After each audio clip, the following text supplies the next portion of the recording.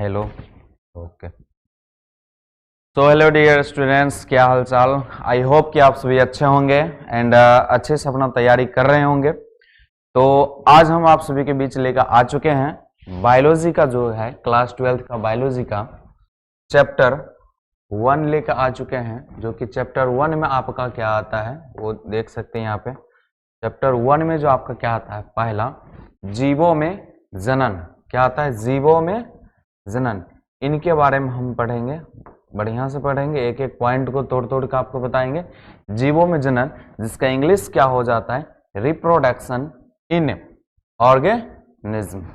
ठीक है, तो आज हम आपको इनके बारे में बताएंगे। जीवों में जनन, इनमें क्या होता है, कैसे होता है, किस प्रकार से होता है, इनके एक एक पॉइंट के बारे में हम समझेंगे। पूरा आसान भाषा में आपको बताएंगे, पूरा आसान भाषा में बताएंगे। तो रेडी है आज के सेशन के लिए? ओके, रेडी है तो आप लोग लाइक फटाफट मारिए, शेयर कर दीजिए अपने फ्रेंड को। और सबसे पहले क्या करना है आपको, अपने प्यारे से चैनल आपका जो है सुशिव साइंस सुशिव क्लासेस, इसको क्या करना है, सब्सक्राइब करना है। उसके बाद अपने फ्रेंड्स को भी सब्सक्राइब करा लीजिए, लाइक कीजिए। और आपको हम आगे बताते हैं। यहाँ पे स्टार्ट करने से पहले थोड़ा सा एक मोटिवेशन हो जाए, ठीक है। वो मोटिवेशन क्या आप यहाँ पे देख सकते हैं। तो क्या यहाँ पे बोला जा रहा है, डर से बड़ा कोई वायरस नहीं होता है, डर से बड़ा कोई वायरस नहीं होता है, हिम्मत से बड़ा कोई वैक्सीन नहीं होता है। समझ में आ गया आपको? डर से बड़ा कोई वायरस नहीं होता और हिम्मत से बड़ा कोई वैक्सीन नहीं होता है। तो ठीक है, तो सेशन स्टार्ट करने से पहले आपको हम यहाँ पे बता दें कि सबसे पहले हम क्या करेंगे, प्रथम पूज्य गणेश जी और माता शारदी को प्रणाम करके अपना आगे बढ़ेंगे, स्टार्ट करेंगे अपने स्टडी को। ठीक है, तो चलिए हम स्टार्ट करते हैं। सबसे पहले हम बायोलॉजी का चैप्टर स्टार्ट करने पहले कुछ बायोलॉजी के बारे में जानकारी लेंगे। बायोलॉजी क्या है, इनके फादर कौन है, ये चीज के बारे में जानकारी लेंगे। तो यहाँ पे आप देख सकते हैं बायोलॉजी के बारे में हम जैसे जानेंगे, जीव विज्ञान। जीव विज्ञान क्या है? ठीक है, जीव विज्ञान क्या है? तो यहाँ पर आप इस तरीका से भी बोल सकते हैं, जैसे कि यहाँ पे दिया गया है, आप इस तरीका से भी बोल सकते हैं, जीव विज्ञान की वे शाखाएं, जीव विज्ञान की वे शाखाएं जिनके अंतर्गत जीव जंतु एवं पेड़ पौधे के बारे में विस्तार पूर्वक अध्ययन किया जाता है। क्या किया जाता है? विस्तार पूर्वक अध्ययन किया जाता है, उसे ही क्या कहते हैं, जीव विज्ञान कहते हैं। ठीक है, और यहाँ पे जो आपको दिया गया है, जीव विज्ञान वह शाखा जिसमें समस्त जीवधारियों का अध्ययन किया जाता है, जीव विज्ञान कहलाता है। जिनमें जीव विज्ञान की वह शाखा जिनमें समस्त जीवधारियों का अध्ययन किया जाता है, उसे क्या कहते हैं, जीव विज्ञान कहते हैं। और नेक्स्ट पॉइंट यहाँ पर देखेंगे हम, जीव विज्ञान या जंतु विज्ञान का जनक किसको कहा जाता है? किसको कहा जाता है जनक? यहाँ पर देख सकते हैं, जीव विज्ञान या जंतु विज्ञान का जनक किसको कहा जाता है? अरस्तु को कहा जाता है। किसको कहा जाता है? अरस्तु कहा जाता है। एक एक पॉइंट को तोड़ के पढ़ेंगे और बढ़िया से पढ़ेंगे। ठीक है, उसके बाद है बायोलॉजी ग्रीक भाषा के दो शब्दों से बनता है। बायोलॉजी किससे बनता है?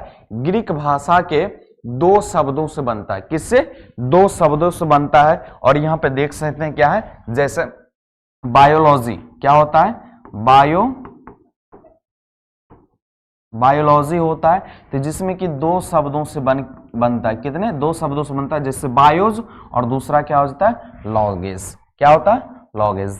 तो अब देखिए, बायोज का मतलब क्या होता है, लाइफ। क्या होता है? लाइफ। और लाइफ का हिंदी क्या होता है? अध्ययन होता है। लाइफ का हिंदी अध्ययन। और लॉगेज का मतलब स्टडी, जिसका हिंदी क्या होता है, अध्ययन। मतलब जीवन के बारे में जो हम अध्ययन करेंगे, किनके बारे में?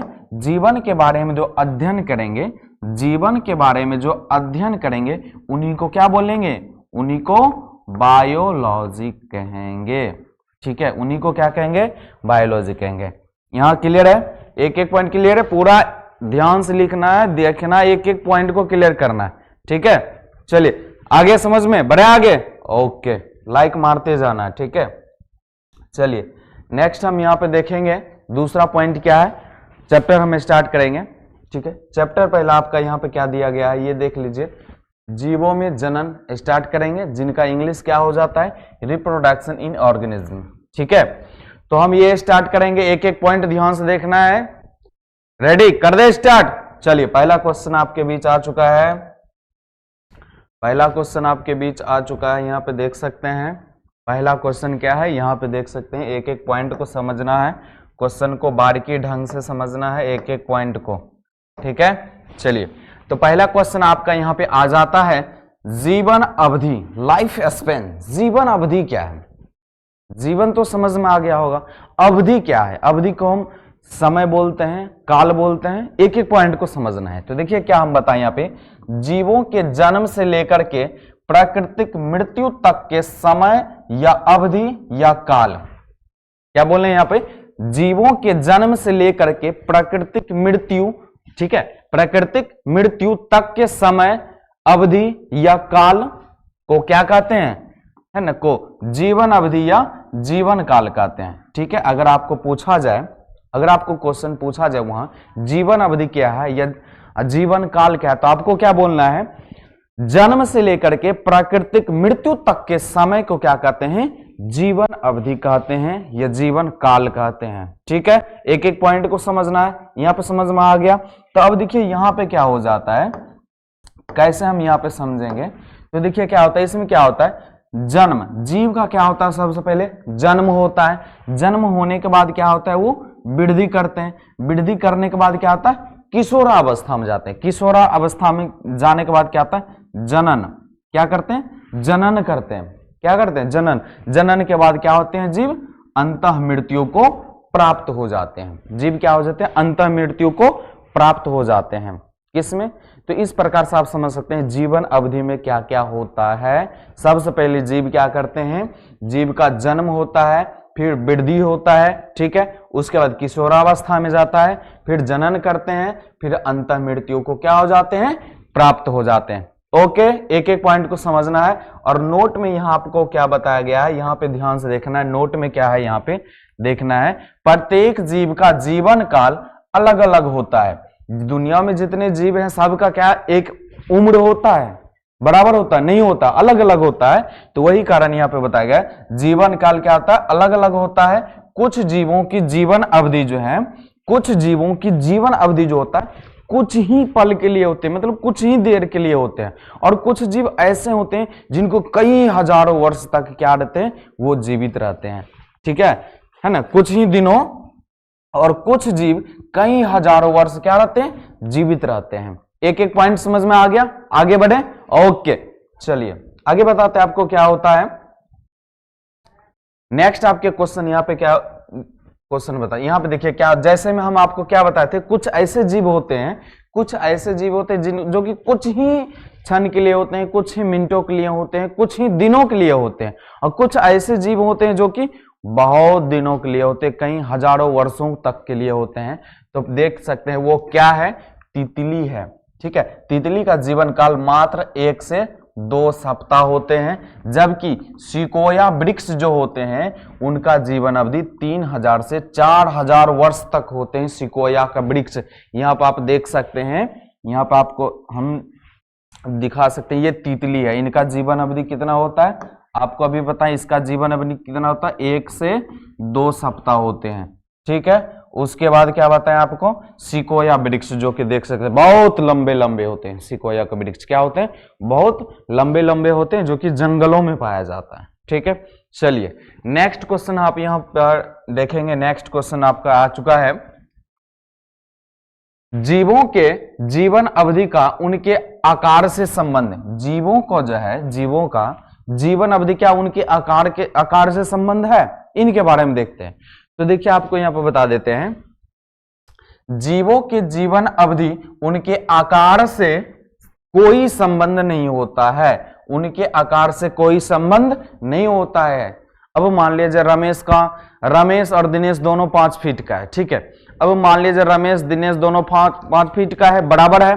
अब उसमें एक मोटा है तो एक पतला है, तो क्या बताइए दोनों 50-50 साल जिएगा? नहीं, क्योंकि अलग अलग होता है, प्रत्येक जीव का जीवन अवधि अलग अलग होता है, पहले से हम जानते हैं, ठीक है।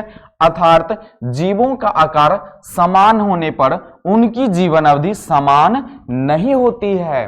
क्या बताया गया, अर्थात जीवों का आकार समान होने से उनकी जीवन अवधि समान नहीं होती है, ठीक है।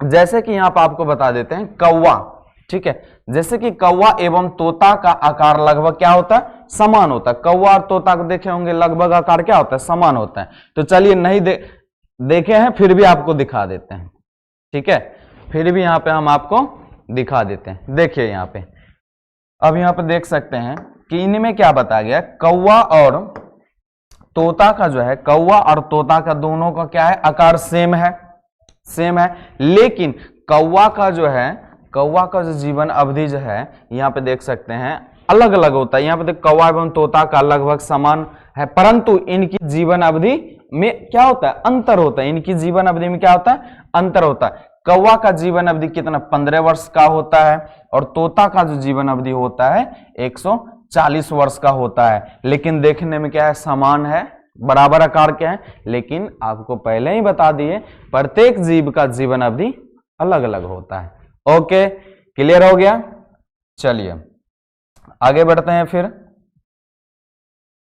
अब आपके बीच यहाँ पे नेक्स्ट क्वेश्चन आ चुका है, जो कि देख सकते हैं, आपको उधर जीवन अवधि के बारे में हम बता दिए कि जीवन अवधि में क्या क्या आता है, हर एक चीज के बारे में बताएं।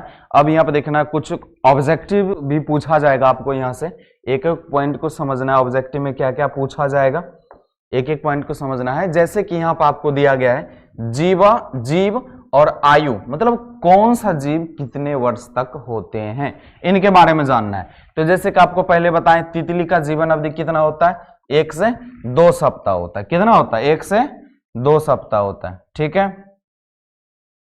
उसके बाद हम आपको बता दें तितली देख सकते हैं, उधर से उड़ के आ गया, तितली क्या आ गया, उड़ के आ गया। तितली का जीवन अवधि 1 से 2 सप्ताह होते हैं। उसके बाद आ गया तोता के 140 वर्ष होते हैं, ठीक है, ये तोता इनका 140 वर्ष होते हैं। उसके बाद हो गया यहाँ पे कौवा का कितना होता है, 15 वर्ष होते हैं। कुत्ता के 20 से 30 वर्ष होते हैं, ठीक है। उसके बाद यहाँ पे आ गया घोड़ा का कितना होता है, घोड़ा का जो आयु होता है एक कितना होता है, यहाँ पे देख सकते हैं, घोड़ा का 60 वर्ष होते हैं। उसके बाद यहाँ पे आ गया बंदर का 26 वर्ष होते हैं, ठीक है। उसके बाद यहाँ पे आ गया हाथी का 65 वर्ष होते हैं। उसके बाद यहाँ पे आ गया मगरमच्छ का 60 वर्ष होते हैं, ठीक है। एक एक पॉइंट को लिखना है, समझना है, ऑब्जेक्टिव में पूछा जाएगा, एकदम लॉलीपॉप के तरीका से पढ़ना है। रेडी है फिर? ओके, लाइक मारिए, शेयर कीजिए, एक एक पॉइंट को समझना है, ठीक है। उसके बाद आप क्या आ गया, यहाँ पे देख सकते, हाथी का तो बता दिए, मगरमच्छ का यहाँ पे 60 वर्ष होता है, और कछुआ का 100 से कितना 150 वर्ष होता है। और यहाँ पे आपको बता दिया गया एक बिल्ली का कितना होता है, बिल्ली का क्या होता है 35 से 40 वर्ष होता है आपका, जो कि क्या बोलते हैं, बिल्ली मौसी। ओके, रेडी है फिर? आगे बढ़ते हैं। नेक्स्ट क्वेश्चन आपके बीच यहाँ पे आ गया है फिर जनन, इनके बारे में हम पढ़ेंगे। जनन, रिप्रोडक्शन, जीवन अवधि के बारे में हम समझ गए। अब जनन क्या है, इनके बारे में समझना है। जनन किसको कहते हैं, इनके बारे में समझना है। तो यहाँ पे देखिए क्या दिया गया है, वह प्रक्रम जिसमें कोई जीव अपने ही समान, वह प्रक्रम कोई भी जीव अपने ही समान जैसे है ना, अपने ही समान जैसे संतति को, किसको, संतति को जन्म देता है, वह क्या कहलाता है, जनन कहलाता है। तो आप इसको इस तरीका से भी बोल सकते हैं, वह प्रक्रम जिसमें जनक बोल सकते हैं, जनक तो माता या पिता, जो अपने ही समान जैसे संतति को जन्म देते हैं, उसे ही क्या कहते हैं, जनन कहते हैं, ठीक है। ओके, चलिए अब इसमें आपको बताते हैं क्या होता है। संतति के जन्म के बाद उसमें क्या होता है, वृद्धि होता है, और परिपक्व होने के बाद वह नई संतति, परिपक्व होने के बाद नई संतति को क्या करते हैं, जन्म देते हैं, ठीक है। यह कर्म एक पीढ़ी से दूसरी पीढ़ी में चलता रहता है। इस चक्र को क्या कहते हैं, है ना, इस चक्र में क्या क्या चीज आ जाता है, जन्म आ जाता है, वृद्धि आ जाता है, और तथा मृत्यु सम्मिलित हो जाते हैं। जनन में इसमें क्या होता है, मृत्यु सम्मिलित हो जाते हैं, ठीक। ओके, चलिए अब देखिए यहाँ पे चित्र के अनुसार भी समझ सकते हैं क्या होते हैं। सबसे पहले क्या होते हैं, जन्म होते हैं। जन्म के बाद क्या होते हैं, वृद्धि होना स्टार्ट हो जाता है। वृद्धि होने के बाद क्या होता है, यहाँ पे जैसे किशोरावस्था बोलते हैं, उनमें जनन करने की क्षमता आ जाते हैं। जनन करने के बाद क्या होते हैं, धीरे धीरे वो जीर्णावस्था में आते हैं। जीर्णावस्था का मतलब समझ ले, अगर पूछेगा निम्न में से कौन जीर्णावस्था का उदाहरण है, तो जीर्णावस्था कहते हैं बुढ़ापा को। किसको कहते हैं? बुढ़ापा को जीर्णावस्था कहते हैं। ठीक है, अब उसके बाद क्या होते हैं, वो प्राकृतिक मृत्यु हो जाते हैं। क्या हो जाते हैं? प्राकृतिक मृत्यु। प्राकृतिक मृत्यु होने के बाद क्या हो जाते हैं, यहाँ पे देख सकते हैं, फिर वो क्या आते हैं, एक नए जीव में फिर जन्म लेते हैं। तो इस प्रकार से हम समझ सकते हैं जनन क्या है। ओके, चलिए आगे बढ़ते हैं। फिर नेक्स्ट क्वेश्चन आपके बीच यहाँ पे आ चुका है, जनन के प्रकार। अब हम जनन पढ़ लिए, जनन कितने प्रकार के होते हैं इनके बारे में भी जानना है। तो यहाँ पे देख सकते हैं, इसको बोल सकते हैं how many types of reproduction. जनन के प्रकार के बारे में जानेंगे। तो जीवों में जनन जो होते हैं, जीवों में जनन जो होते हैं 2 प्रकार के होते हैं। कितने प्रकार के होते हैं? 2 प्रकार के। जीवों में जनन कितने प्रकार के? 2 प्रकार के होते हैं। ओके, तो पहला कौन सा प्रकार है, देख सकते हैं, अलैंगिक जनन, एसेक्सुअल रिप्रोडक्शन। उसके बाद लैंगिक जनन, सेक्सुअल रिप्रोडक्शन। 2 प्रकार के। जीवों में कितने प्रकार के जनन होते हैं? 2 प्रकार के होते हैं। एक होते हैं अलैंगिक जनन और दूसरा होता है लैंगिक जनन, जिसको इंग्लिश में क्या बोलेंगे, एसेक्सुअल रिप्रोडक्शन, दूसरा सेक्सुअल रिप्रोडक्शन बोलेंगे। ठीक है, ओके। तो पहला पॉइंट हम देकर के यहाँ पे सब समझेंगे, अलैंगिक जनन किसे कहते हैं, है ना। एसेक्सुअल रिप्रोडक्शन क्या है? तो क्या कहता है, जब संतति की उत्पत्ति, जब संतति की उत्पत्ति, ठीक है, उत्पत्ति एकल जनक से होती है तो उसे अलैंगिक जनन कहते हैं। इस प्रकार से आप वहां पर लिख सकते हैं। अगर पूछा जाए आपको क्वेश्चन में अलैंगिक जनन क्या है, तो आपको बोलना है जब संतति की उत्पत्ति एकल जनक से होती है तो उसे अलैंगिक जनन कहते हैं। ठीक है, अब इसके अंतर्गत जो है उदाहरण जैसे में आप क्या लिख सकते हैं, एग्जाम्पल में क्या लिख सकते हैं, बैक्टीरिया, कवक, प्रोटोजोआ, शैवाल इत्यादि अलैंगिक जनन में होता है। ठीक है, अगर आपको क्वेश्चन पूछा जाए तो इस तरीका से बोल सकते हैं, जब संतति की उत्पत्ति एकल जनक से होती है तो उसे क्या बोलते हैं, अलैंगिक जनन कहते हैं। यहां पे आप देख सकते हैं किस प्रकार से यहां पर दिया गया, आपको इमेज में एक एक पॉइंट को समझना है। ओके, चलिए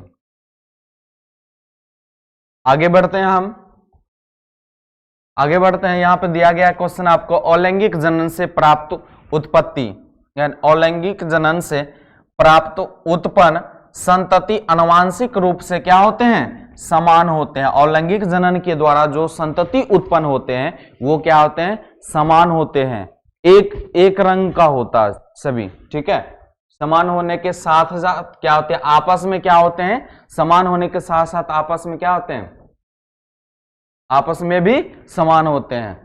आनुवांशिक रूप से तो समान होता ही होता है, और ये क्या हो जाते हैं, समान होने के साथ साथ भी क्या होता है, आपस में भी सब क्या होते हैं, समान, मतलब एक रंग का ही दिखाई देता है। अमीबा को जैसे कि देखिए, अमीबा क्या होता है, इस प्रकार से होता है। तो फिर इसका जो इसमें जो फिर दूसरा बनेगा इस प्रकार से फिर सेम सब बराबर ही रहेगा, एक ही रंग का रहता है। ठीक है, अब देखिए इसमें क्या बताया गया है, आपको एक क्वेश्चन पूछा जाएगा, इस प्रकार से प्राप्त संतति को एक पूंजक क्या कहते हैं, इस प्रकार से प्राप्त संतति को क्या कहते हैं, एक पूंजक या क्लोन कहा जाता है। आपको क्वेश्चन में पूछा जाएगा एक पूंजक या क्लोन क्या है, तो आप कैसे बोलिएगा, बोलिएगा अलैंगिक जनन से जो उत्पन्न संतति को एक पूंजक या क्लोन कहा जाता है। इस प्रकार से भी यहाँ पे बोल सकते हैं, इस प्रकार से प्राप्त संतति को क्या कहते हैं, एक पूंजक या क्लोन कहा जाता है। अब अलैंगिक जनन के प्रकार के बारे में जानेंगे। अलैंगिक जनन के कितने प्रकार होते हैं, how many types of asexual reproduction, how many types of asexual reproduction के बारे में जानेंगे। तो इसमें जो पहला आ जाता है, हम किसके बारे में पढ़ेंगे, विखंडन के बारे में, उसके बाद पढ़ेंगे मुकुलन के बारे में, फिर आ जाता है अपखंडन या पूर्ण जनन, उसके बाद आता है बीजाणु जनन, फिर क्या आता है जेम्यूल्स का निर्माण, उसके बाद क्या आता है पुटी भवन, उसके बाद क्या आ जाता है काय का प्रवर्धन। एक एक पॉइंट को पूरा तोड़ तोड़ के बढ़िया से पढ़ेंगे ताकि आपको एक एक पॉइंट समझ में आवे। क्लियर है यहाँ पे, क्लियर है यहाँ पे, एक एक पॉइंट को समझना है। ठीक है, तो अब यहां से आपका खत्म हो चुका है। अब हम वीडियो का पार्ट 2 लेकर आएंगे, आप लोगों को एक एक पॉइंट को समझाने के लिए, एक एक पॉइंट को बताने के लिए, एग्जाम की दृष्टि से एक एक पॉइंट आपको मैचिंग होगा। तो आप क्या करें, अपने दोस्त को भी शेयर कर दे। वीडियो ये एंड हो चुका है, और सब्सक्राइब कर लें, लाइक कर लें, ठीक है, और अपने दोस्त को शेयर कर दें। धन्यवाद।